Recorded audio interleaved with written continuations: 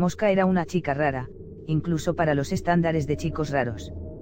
La conocí en sexto grado cuando nuestros apellidos ordenados alfabéticamente nos dejaron en asientos adyacentes, y se giró para verme con una sonrisa animada de dientes separados. «Hola», me dijo. «Hola», contesté por lo bajo. Yo era tímida y me sentía intimidada por el primer día de escuela, pero ella no lucía nerviosa en lo más mínimo. «Me llamo Eden, pero nadie me dice así. Me dicen Mosca, así que tú también puedes hacerlo». Gracias. Me llamo Stephanie. Deberíamos ser amigas. Está bien. Pero Mosca y yo nunca nos hicimos amigas. Me hablaba durante clase, caminaba detrás de mí por los pasillos, e incluso llegaba a seguirme a casa algunos días. Pero nunca sentí un clic con ella. Hasta donde podía ver, nadie más lo sintió tampoco. Pero eso no impidió que sonriera. Siempre estaba sonriendo, siempre animada, siempre de buen humor. Incluso cuando estaba sentada a solas en la hora del almuerzo o cuando era elegida de último en la clase de educación física, siempre sonreía y siempre se veía genuina. El resto de nosotros pensaba que era raro. Una tarde se las ingenió para conseguir una sola invitación a mi casa, después de la escuela, cuando mi mamá la vio parada al pie de nuestra acera mientras yo me dirigía hacia la puerta.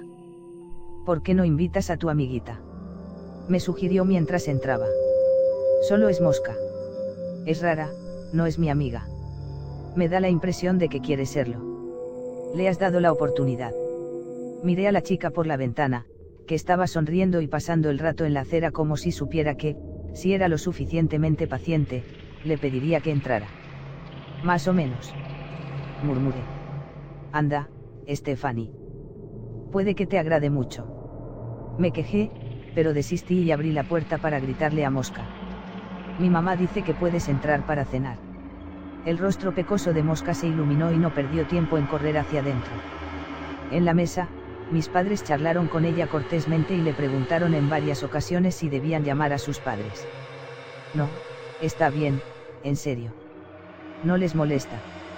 Mi mamá trabaja por las noches y mi papá pasa enfermo bastante, así que no les molesta si como en la casa de una amiga». La cena no estuvo mal. Mosca no fue problemática. Se mantenía callada a menos que alguien más le hablara, y se ofreció a ayudar con los platos, pero luego simplemente no se iba. Incluso se sentó en nuestro sofá para ver televisión con nosotros. Mi mamá trató de darle a entender sutilmente que se estaba haciendo tarde y que se tenía que ir, pero Mosca permaneció sonriente y despreocupada. Solo logramos que se fuera cuando mi papá le dijo que la llevaría a casa para que no tuviera que caminar en la oscuridad. «Oh, no se preocupen. Estoy bien caminando», dijo mientras arrojaba su mochila robusta por encima de su hombro. «Gracias por la cena. Estuvo súper buena».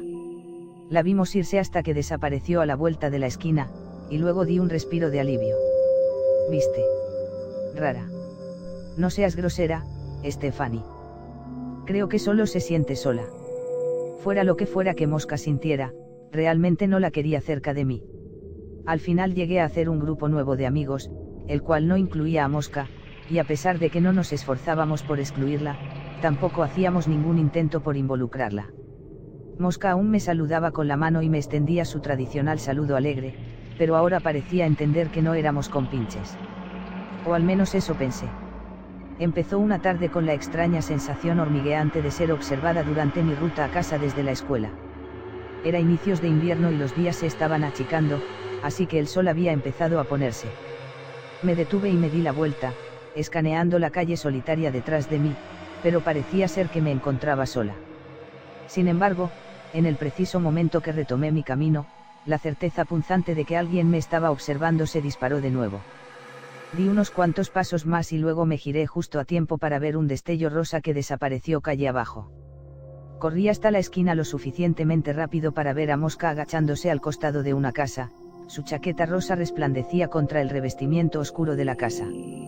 Cuando llegué a casa, le puse la queja a mis padres de que Mosca me había estado siguiendo, pero ellos chasquearon la lengua y me dijeron que probablemente iba en camino hacia su casa. Refunfuñé un poco más, pero al final lo dejé pasar. Después de todo, perfectamente pudieron haber tenido la razón. El día siguiente, en la escuela, Mosca ofreció su sonrisa y saludo usual, pero pretendí que no la seis. Quería que supiera sin lugar a duda que no éramos amigas. Pareció captar el mensaje y dejó de saludarme. Y, aún así, nunca dejó de sonreír. El invierno llegó con fuerza ese año y la nieve cayó en sábanas gruesas y pesadas por encima de nuestro pueblo. Tuvimos unos cuantos días consecutivos de nieve y pasé afuera durante muchos de ellos, deslizándome en trineo y construyendo fuertes de nieve con los niños del vecindario más. Normalmente, habría ignorado las pisadas en la nieve alrededor de mi casa por la frecuencia con la que pasaba corriendo ahí afuera, pero cuando salí a brincos por la puerta para otro día de diversión de invierno, noté algo inusual. Tuvimos una nevada fresca por la noche y estaba emocionada por ser la primera en pisotear nuestro jardín, pero ya había huellas alrededor de nuestra puerta principal. Fruncí el ceño, preguntándome si uno de mis padres había salido cuando yo seguía dormida, pero me habían asegurado que me darían el honor de ser la primera en salir. Dejé mi trineo junto a la puerta y seguí las huellas que iban desde el frente de mi casa, a un costado, y luego hacia la parte trasera, en donde formaban un círculo limpio bajo la ventana de nuestra sala de estar. En el círculo, había ramas amarradas entre sí con cordel que se asemejaban a una muñeca rudimentaria. Me estremecí a pesar de la calidez de mi chaqueta, y pateé nieve encima de esa cosa extraña antes de saltar en ella, compactando la nieve con fuerza por si acaso. No tenía ninguna prueba, pero estaba segura de que Mosca estuvo merodeando por la casa. No le mencioné las huellas ni las ramas a mis padres, dudaba que lo tomarían en serio si se los contaba. Seguían viendo a Mosca como una chica inofensiva y solitaria que buscaba una amiga, pero yo sabía que tramaba algo, y la iba a atrapar y demostrar que no era la chica inocente que mis padres pensaban que era. Solo necesitaba pensar en una buena trampa para Mosca. Un golpe afuera de mi ventana me despertó a la mitad de la noche. Me enderecé enseguida y observé mi habitación, en donde mis cortinas estaban cerradas, bloqueando la noche. Contuve la respiración, mi ritmo cardíaco se empezó a acelerar, y esperé. ¡Pum! Me salí de la cama con sigilo y di un paso, y luego otro hacia la ventana. Había una voz, silente y apagada, y me congelé. Hablaba consigo misma, o quizá me hablaba a mí, no estaba segura y me tenía plantada en mi sitio mientras escuchaba sus murmullos. Al final, logré forzarme a seguir adelante. Agarré las cortinas y las recogí para poder ver afuera. Mosca estaba sentada debajo de mi ventana con una de sus figuras de ramas en su mano. Cuando empujé las cortinas, ella alzó su mirada, pálida bajo la luz de luna aparte de sus grandes ojos negros, y nos quedamos viendo la una a la otra por un momento tenso y largo antes de que diera un brinco y se fuera corriendo. Después de regresar las cortinas a su lugar de un jalón, salté de vuelta de la cama y me hundí bajo mis sábanas. Fuera lo que Mosca estuviera haciendo o la intención que tuviera, me tenía plenamente espantada. Decidí que, si quería que se detuviera, tendría que obligarla yo misma. Se lo diría en la escuela al día siguiente, asegurándome de que todos escucharan cómo me había estado acosando y lo rara que era, eso era lo que haría. La avergonzaría tanto que tendría que dejarme en paz. Incluso con un plan en marcha, se me hizo difícil volver a dormir. Cada sonido de la intemperie me hacía preguntarme si Mosca había vuelto para sentarse debajo de mi ventana. Pero ni siquiera llegó a la escuela al día siguiente, ni al siguiente, y nadie sabía en dónde estaba. Por más que me desagradara, aún estaba intrigada de por qué no había estado llegando a clases. Pensé que quizá tenía demasiado miedo de presentarse después de que la había cachado, o quizá solo estaba haciendo tiempo con la esperanza de que lo olvidara. Me inquietaba tener que preguntarme en dónde estaba y qué era lo que estaba haciendo. Cuando estaba en la escuela, al menos podía mantener un ojo en ella. Ahora podría estar irrumpiendo en mi hogar y haciendo Dios sabe qué con mis cosas. El simple hecho de pensarlo era suficiente para que me tuviera temblando de miedo e ira. Todo apuntaba a que tendría que darle una probada de su propia medicina. Después de clases, me acerqué a nuestro profesor y le dije que Mosca me había pedido que le llevara las tareas asignadas a su casa, pero que había olvidado su dirección. Nuestro maestro estuvo muy agradecido y me entregó gustoso la dirección de Mosca. Insegura sobre lo que pretendía lograr, me apresuré a casa después de la escuela, tomé mi bicicleta y partí para encontrar a Mosca. Vivía a solo unos cuantos kilómetros de distancia en un pequeño vecindario agradable con vallas blancas de palets y casas de 2 pisos.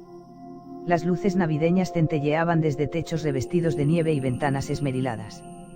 Revisé su dirección de nuevo y pedaleé hasta su casa, tratando de pensar en lo que le diría cuando la confrontara. Mosca estaba parada en su jardín frontal cuando llegué. Sus manos estaban enterradas en los bolsillos de su chaqueta, y estaba observando su casa. Me detuve con un derrape en la acera resbalosa y dejé que mi bicicleta cayera a mi lado ruidosamente. Oye. La llamé tratando de sonar agresiva. Hola, contestó silenciosamente. No se giró para verme. ¿Por qué me has estado siguiendo?, demandé, yendo al grano y pisoteando el suelo detrás de ella. ¿Por qué estabas afuera de mi casa? Lo siento. La agarré del brazo y la obligué a que me encarara con toda la furia que una niña de 11 años podía amasar, y luego toda mi bravuconería y valentía llegó a un final confuso. Mosca aún estaba sonriendo, pero era una expresión forzada y apenada, y había lágrimas derramándose por sus mejillas. Mosca. Mosca, repitió a través de una sonrisa de dientes apretados. Mi madre me dio ese apodo. ¿Sabes por qué? No. Inquirí con cautela. Comenzó a llamarme Mosca porque yo solo era otra pequeña adición a la pila de mierda que era su vida, no haciendo más que zumbar y ser una peste. Aflojé mi agarre sobre su brazo y ella se volteó de nuevo a su casa. Disculpa por haberte seguido y eso. ¿Es solo que? Tu familia fue tan agradable. Tú también lo fuiste. Simplemente quería rodearme de eso. Fue divertido pretender por un tiempo. Pretender. Había retrocedido un par de pasos involuntariamente. La manera en la que hablaba hacía que se me pusieran los pelos de punta. Sí. Pude pretender que éramos amigas, que le agradaba a tus padres. Incluso hice unas muñecas de ramas como si estuviéramos jugando juntas. Es estúpido. ¿Por qué? Se encogió de hombros y se pasó la manga de su chaqueta por la nariz. Porque tu papi no bebe mucho y se queda dormido en el piso y se orina encima. Tu mamá no se ir con hombres diferentes cada noche para que le compren regalos. Te cocinan comida y te dejan traer amigos y no te pegan, ¿verdad? Siglo I. Sí, tartamudeé. El olor de humo había comenzado a colmar el aire, y olfateé nerviosamente en tanto mi mirada se deslizaba hacia la casa. Una corriente delgada de gris hacía espirales desde debajo de la puerta frontal. No le caigo bien a mis padres. Sé que a ti tampoco te caigo bien, ni a tus amigos. No le caigo bien a nadie. Pero aún así me dejaste cenar contigo aquella vez, y fue tan agradable. Ahora el humo se estaba ondulando por debajo de la puerta y se presionaba contra las ventanas. Mosca, tu casa. Ella asintió. Lo sé. Tenemos que llamar al 911. Y a tus padres. Me estaba desesperando.